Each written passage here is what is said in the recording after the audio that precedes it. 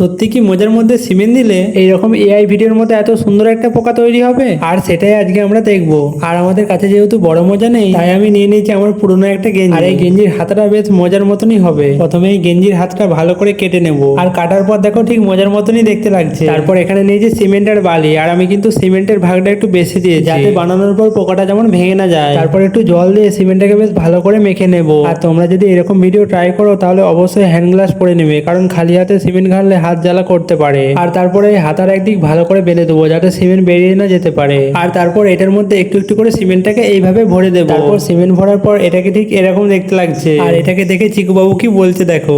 বাবা এটা কি হচ্ছে? লেদা পোকা হচ্ছে না গোটা পোকা হচ্ছে? তোমরাই বলো এটা কি পোকা হচ্ছে। আর আমাদের এখানে এই পোকাটাকে লেদা পোকা বলে, তোমাদের ওখানে কি পোকা বলে সেটা কমেন্ট করে বলো। আর তারপরে এই পোকাটাকে সুন্দর করে দড়ি দিয়ে ভালো করে বেঁধে দেবো। আর বাঁধাটা যতটা সুন্দর হবে পোকাটা ঠিক ততটাই সুন্দর হবে। আর বাঁধা কমপ্লিট হয়ে গেছে।